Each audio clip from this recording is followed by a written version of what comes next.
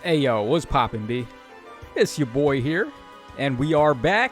We got some more Fae content. We got a new Tempest trial hero to go over, so we're gonna go ahead and just give you guys the juice on how you want to build our boy Kellam here, the mysterious, unknown character that no one's ever seen or heard of. So Kellam is the first sword armor free-to-play unit we've gotten in quite some time. I think the last one was Burger King, which was years and years ago. Burger King came out literally year one, like at the end of year one. So it's been freaking 6 years in the making until we got another free-to-play sword armor. So this is obviously very awesome, and Kellam himself is actually a pretty solid unit. If we take a look at his stats right here, he's got 48 HP, he's got 46 attack, he's got 31 speed, 48 defense, and 27 res. That gives him a 200 BST overall, which is actually currently the highest of a free-to-play unit. Now, unfortunately, he doesn't jump into the 205 bin because even with a super boon, he's just 1 point shy. So he's going to be in the same scoring tier as guys like Cyril and Vigard and also Murdoch. So don't expect him to outscore them. However, he does have the highest BST free-to-play at the moment, so that is one asset in his favor. And his stat distribution is pretty solid as well. We've got tons and tons of defense and attack, pretty solid HP, and then I would have preferred if his speed was a little bit lower to give him some more res, but I mean, we'll take it. It's fine. You just give him attack, defense, near save, and he can focus on his defense here. So let's go ahead and take a look at his base kit now. So he comes with this brand new weapon called Farmer's Tool. It's actually not that bad of a weapon. So if we take a look over here, we can read what it does. Okay, so Farmer's Tool, they didn't tell us what kind of tool it is. Everyone's saying it's a rake, though, so I will believe them. It does look like a rake. So at the start of turn, if unit is in 2 spaces of an ally, grants attack and defense up 6 to unit, and allies within 2 spaces of unit for 1 turn. So already it's got a party-wide buff effect, which is pretty solid. Just getting attack and defense up 6 as a blue bonus to himself and allies is pretty nice. And then also, if he initiates combat or is in 2 spaces of an ally, then he gets all stats up X during combat, where X is 4 plus the highest bonus on each stat between unit and allies in 2 spaces. So it's basically got the same effect as the brand new bonus doubler 4 skill that we're going to see on the Tamara on the banner. So it's a pretty strong effect. Even if no bonuses are in play, he's still just getting all stats up 4.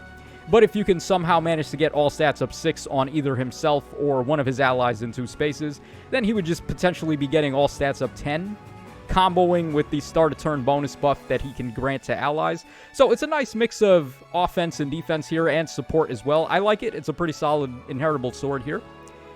Okay, so also this guy has got super boons on 3 stats. So he's got a super boon on HP, he's got a super boon on res, and he also has one in speed, but I don't think anyone's going to want to go plus speed on this guy. It's not really going to be worth it. And as far as the rest of his passives go, he's got Ignis, he's got Attack and Defense Ideal 3, and then he's got Vengeful Fighter 3. I'll definitely take the Vengeful Fighter 3, because Vengeful Fighter 4 is actually one of the better inherit skills you can give to him, giving him Omni Breaker and Special Acceleration on hit. So that's a really good passive for him, and he's already got the prerequisite. So it's going to be easy for him to pick that up along with some other good stuff from whoever is giving the skill fodder. So that is a nice thing in his favor. Now let's go ahead and take a look at some builds for this guy. We're going to start things off with an arena build because all of the skills here I chose are just high scoring skills. This one's a little experimental, but I feel like this could definitely get some mileage in here. So we have Gambit 4 on an armored unit. Typically, you'd be running Hardy Fighter for the damage reduction there from something like Pavis or Aegis if you're running armors. However, for Arena, unfortunately, Hardy Fighter only scores 240 SP. So we would have to pick up the pace and run something a little bit more heavy on the SP cost. So Gambit 4 comes into play here. We also have a Brave attacking weapon, Wyvern Katana, which is a dual-phase Brave weapon. It also grants defense and res up 5, which is pretty nice. So we're going to be getting 15 points of true damage and then also 50 true damage or 50 damage reduction per hit, thanks to the fact that we're running a 5-hit special here in Ether.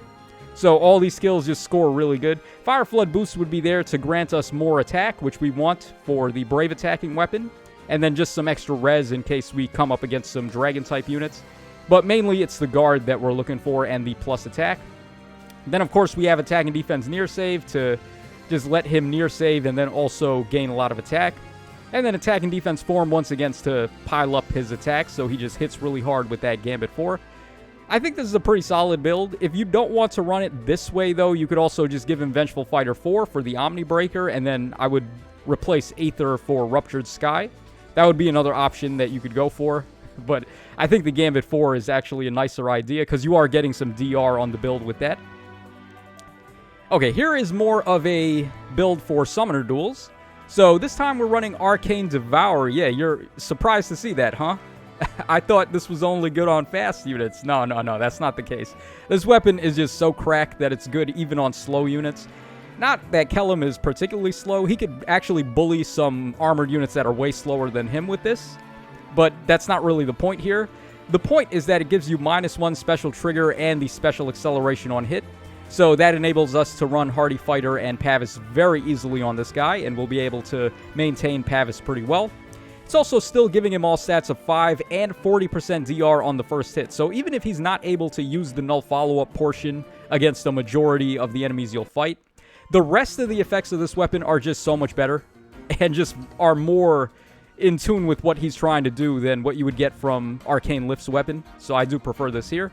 Again, Fire Flood Boost, it's just the craziest like ace skill you can run at the moment, I would say, for these armored units, until we get better stat combos of this. Then we have Hardy Fighter and Defense Res Near Save. Deflect Melee is there because that way you have some defense against Brave attacking or Desperation attacking units. So if they hit you once and then they're free to attack you again in a row, and you activated Pavis on the first hit and you don't have it ready for the second hit, Deflect Melee can pick up the slack there and at least give you some protection on Brave attacks and such. So that's why we're running that there. There are other options you could go with, though, so it's not like it's the only thing. If you'd prefer to get more stats, you can run Attack and Defense form or Defense and Res form or whatever. So not really a must, but it does make sense, and it helps out quite a bit with the Brave attacking meta. More melee-type units rely on Brave attacks and Desperations than range-type units, I feel. So that makes a little more sense. Okay, we are actually going to run this ugly weapon once. Forgive me, I have sinned. Thou hath sinned, but I mean, I just wanted to show off a distant counter build, and I feel like, at the very least, this weapon does play up a little bit better for the distant counter build. So, with this weapon here, we're inflicting guard, we're getting -1 special trigger, we're inflicting attack and defense -6 on the foe, which actually is even worse, though, because we would prefer to be getting all stats of 5, or at least attack and defense up 6, because that way we would be raising our stats to make Armored Bacon hit a little harder. So, just another point taken away from this weapon, but what are you going to do?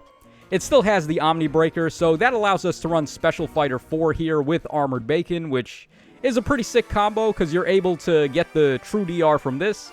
Also, you're able to proc the special to do a bonfire, and then also we're getting a lot of recovery from Special Fighter 4 there. So, it does work.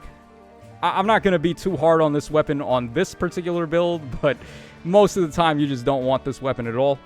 Then we have Def Res Far Save, of course, and Def Res Form. We want to be pumping up defense and res as much as we can with this build. So this would be a build if you want to go for far saving instead of near saving.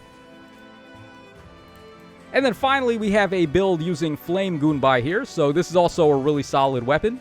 What it does is it's going to reduce the enemy's attack and defense by 20% of your raw defense stat. So as we can see here, we've got 60 defense. I decided to go plus defense for this build instead of plus res, even though there's no super boom there. We're just stacking attack and defense as high as possible. This would be a build you would run if you don't plan to fight any dragons whatsoever. You're just going to have him near save against all of those sword, axes, and lances, and just have him go to town there. And of course, we want to just stack nothing but attack and defense with this particular weapon. So that's what we're going for with this. Vengeful Fighter 4 should go without saying, gives you Omni Breaker and the acceleration, so we can get to Bonfire a little bit more readily. Sturdy Stance for the guard, and then the attack and defense, and then attack and defense near save, obviously. More attack and defense from the form skill. So there you guys go. Those are just a couple of builds that we took a look at for Kellam here. So I would say overall this guy is definitely worthwhile to build. He is a solid merge project. He scores very good for arena mode. He's one of the highest scoring units we have. Among the 4 highest scoring units, it's him, Cyril, Vigard, and also Murdoch. So if you care about arena scoring for those modes that score for arena, then Kellam would be a solid unit to build up. So that's going to wrap us up for this video, guys. Let me know your thoughts in the comment section down below. Actually, before we get out of here, I actually did pull up some other skills to take a look at, just in case you wanted some more variety on him. So, Close Defense 4, of course, is an option on these near-save units, because you can nullify enemy bonuses and get a lot of defensive res in melee combat. So, this one's a good option. Also, Unity, if you've got Robin on the team, to be giving him grand strategy and debuffing his attack and defense, this can start to stack up his stats pretty nicely. Steady Breath is brought up more so because of the seal as opposed to the passive. So if you wanted to get special acceleration on hit with this guy and you don't want to run Arcane Devourer, then you could just run this, and that would get you some special acceleration and a little bit more defense there. So this is not too bad for a seal. And then finally, Assault Troop, if you want to player phase with this guy. I don't know why you would want to, but it could be an option. It could actually work out with the Wyvern Katana. It's not the worst idea, because that weapon's got a Brave attack, and it works out nicely with Gambit 4 and such and such. So you could probably use this, and it would be okay. But I would probably just stick to save skills, honestly. So now that's going to wrap us up for this video. Hope you guys enjoyed the coverage on this mysterious, unknown guy that no one has ever heard of in their life. So this is your boy Tacho signing out. Take care, fellas, and I'll catch y'all again on the flip side.